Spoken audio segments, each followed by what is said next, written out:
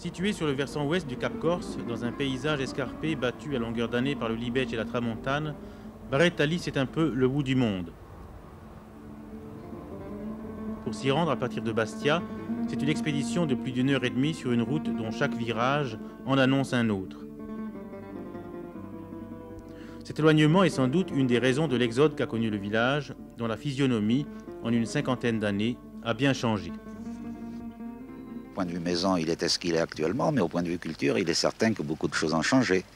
Avant, il était en culture pratiquement depuis la plage jusqu'à la montagne, alors qu'à partir d'à présent, eh bien, ce n'est plus qu'un immense roncier, quoi.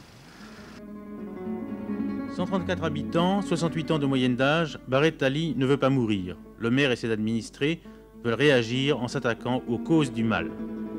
C'est un problème qui n'est pas particulier à la commune, qui est un problème courant que l'on retrouve en Corse, en particulier dans le Cap, qui est une région déshéritée, où les activités économiques ont disparu.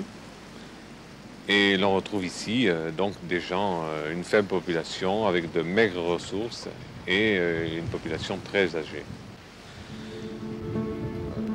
On se trouve devant une telle situation de pauvreté, de sous-développement. Je crois qu'il faut ici voir le développement économique et culturel d'une façon globale. C'est-à-dire qu'il faut attaquer plusieurs secteurs de l'économie. Et ici, nous avons finalement un potentiel économique très, très riche.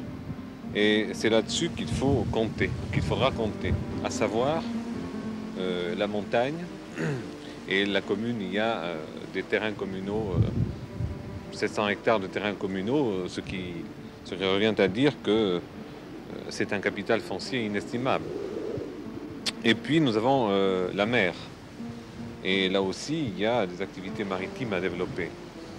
Et il y a enfin la dernière activité qui doit venir pour profiter des retombées des autres, c'est-à-dire éventuellement le tourisme. Mais le tourisme contrôlé, et puis de toute façon une économie dont la commune puisse avoir la maîtrise de toute façon. Alors cette économie touristique, nous la préconisons à travers des gîtes ruraux et une politique finalement qui peut faire un ensemble de 200 lits. Les sapeurs forestiers sont l'un des exemples de ces emplois créés par la mise en valeur des potentialités existantes. Mais l'un des problèmes les plus urgents à résoudre a été celui du ravitaillement. Il n'y a plus de commerçants à Barettali.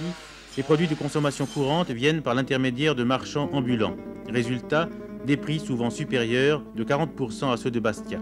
Alors, la population a décidé de s'associer. Elle a décidé de s'associer et de se grouper en coopérative. Ce qui va permettre dans 3 mois, dès que les premiers locaux seront construits, de fonctionner. Et là aussi, c'est créateur d'emplois. Un emploi, mais c'est déjà beaucoup. Et puis, ça signifie aussi, la coopérative, qu'il y a une participation à résoudre les problèmes démographiques et économiques de cette commune. Il y a aussi une prise en charge par la population.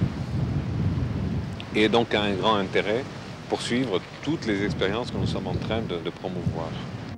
En général, dans un village, quand il y a peu d'élèves, on ferme l'école. Ici, on a choisi de résoudre le problème dans l'autre sens.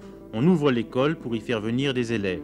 La classe a commencé avec un enfant. Aujourd'hui, ils sont 3. Et demain?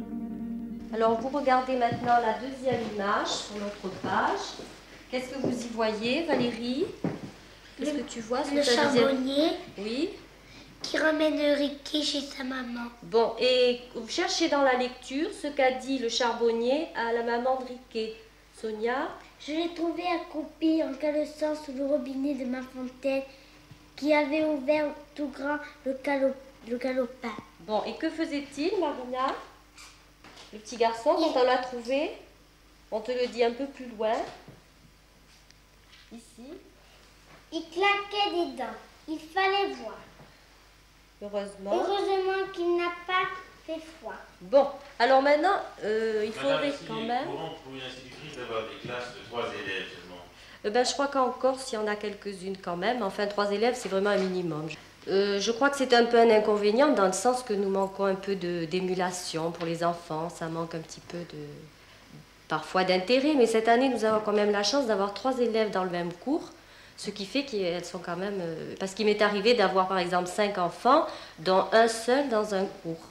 Là, c'est très monotone à ce moment-là. Et vous espérez bientôt en avoir plus? Oh ben oui, nous avons 8 petits qui attendent, qui n'ont pas encore l'âge scolaire. La rentrée de septembre se fera... Non, la rentrée, pas encore pour la rentrée de septembre, il y en aura 2 ou 3, mais enfin dans l'avenir, il y a 8 tout petits. Alors je pense que c'est quand même avec des tout petits, l'école est sauvée, quoi. L'essentiel était cependant d'attacher les jeunes à la terre. Un problème, convaincre les propriétaires de mettre leur terrain en baux. Opération difficile en raison du morcellement et de l'indivision qui là-bas est générale. À Conquillo, un essai a été réussi. Qu'est-ce qui vous a poussé à vous installer ici? Oh ben, c'était comme un besoin. Après avoir beaucoup voyagé, travaillé dans les pétroles, j'ai eu envie de me stabiliser. Et étant Corse, ben, j'ai choisi de m'installer en Corse. Alors spécialement à Barétali? Ben, à Barétali, j'étais à la recherche de terre pendant plus de 2 ans. Et la municipalité de Barétali favorisait l'installation des jeunes éleveurs et des jeunes agriculteurs, alors j'en ai profité. Dans quel état avez-vous trouvé les terrains? Les terrains, ben, incultes depuis plus de 30 ans, couverts de ronces. Alors vous avez démaquisé? Alors j'ai démaquisé dans un premier temps, brûlé, fait un labourage profond et puis voilà le résultat, quoi. Alors le résultat c'est quoi? Est-ce que maintenant vous avez une production? Ben non, pour l'instant non, puisque tout démarre cette année, hein. Tout est à l'état embryonnaire et je pense que tout ça, ça va se fortifier dans les 2 ans qui suivent. Vous avez quelle surface actuellement? Oh, 3/4 d'hectare. Et vous produisez de... Pour l'instant, j'ai produit du miel l'année dernière, puisqu'on travaille parallèlement avec ma compagne sur un rucher, sur le maraîchage. Pour les objectifs futurs, on compte mettre en valeur une partie du dôme, là, qui est à notre droite, en prairie, pour y faire de la chèvre ou du mouton à viande. Qui dit culture dit irrigation. L'eau ne manque pas à Barétali, mais il a fallu aller la chercher. La DDA a apporté son aide et François Cioni, le seul journalier de la commune, a creusé une canalisation de 600 mètres. L'eau, c'était vraiment un facteur déterminant, quoi, hein. À partir du moment où il y a l'eau, la terre et l'envie de travailler, de rester dans un village en Corse, tout est réglé, je pense. Donc une expérience en bonne voie, elle pourrait certainement être renouvelée, car les terrains ne manquent pas, mais d'autres difficultés doivent être surmontées. Oh, oui, absolument, il y a beaucoup de place il y a de la place pour beaucoup de gens, hein. Nous, on occupe quoi? Enfin, je crois qu'on a à peu près 6 hectares à peu près, mais il y en a au moins, rien que sur le petit hameau de Conquille, il y en a à peu près au moins 10 fois plus qu'on pourrait mettre en valeur. Quels sont les inconvénients de cette vie? L'inconvénient, c'est un petit peu, surtout ici, l'éloignement par rapport à Bastia, et puis aussi le manque de communication. Mais enfin, je pense que à cela, nous allons y remédier très prochainement en créant une association culturelle du Cap Corse. Et donc, les jeunes des villages pourront se rencontrer plus souvent, je pense. Sur le plan matériel, il n'y a pas de difficulté? Disons que la difficulté réside dans le fait que l'on ne trouve pas facilement à se loger. C'est le gros problème, c'est le problème du logement et parfois aussi le problème foncier. C'est-à-dire qu'il est difficile de trouver des terrains à louer, enfin à bail du moins. L'élevage est, si l'on peut dire, la deuxième mamelle de Barétali. Aussi est-il l'un des atouts maîtres de la rénovation envisagée. Un enfant du pays va tenter l'aventure. Ouais, je suis né ici, je suis jamais sorti d'ici. Et alors maintenant, vous faites un stage à Corté? J'ai fait un stage à Corté qui dure 1 an. Il a débuté au mois d'août et il va se terminer au mois d'octobre. Alors c'est un stage qui va vous amener à quoi? C'est un stage qui va me former, quoi. Me former pour pouvoir m'occuper de mes bêtes, pour les soigner, pour faire des pâturages, pour comment faire du fromage, des choses comme ça. Vous allez faire le métier de berger en soi? Ouais, le métier. Ouais. Vous comptez vous installer ici? Ici, ouais. Alors vous allez recevoir vous avez une aide, je pense, après cet examen? On reçoit une dotation aux jeunes agriculteurs. Ouais. qui va nous permettre d'acheter des troupeaux, d'acheter du matériel, de faire des hangars, des bergeries, des choses comme ça. En gros, qu'est-ce que vous allez recevoir, vous savez pas? Je crois que c'est 4,5 millions, quelque chose comme ça. Oui. De dotation. Ça vous permet de vous installer? Ça va me permettre de débuter, quoi. De débuter après. Juste pour débuter, ça suffira. Vous pensez qu'ici, ça pourra aller pour vous? Ouais, ici, il n'y a pas de problème. Ça marchera.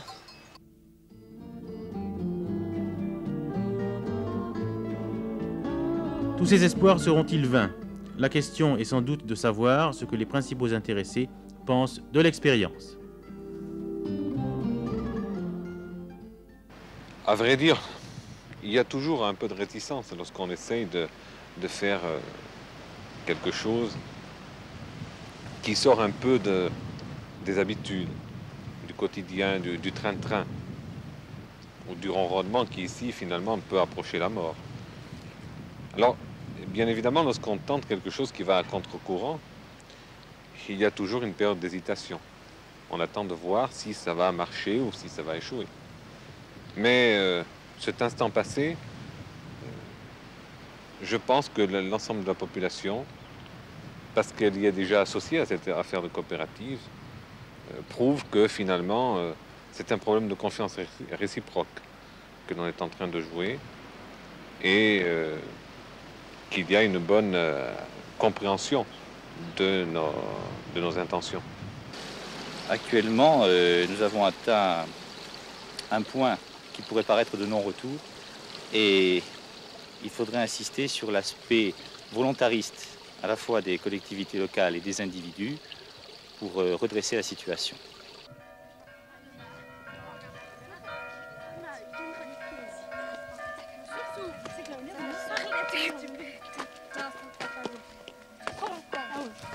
C'est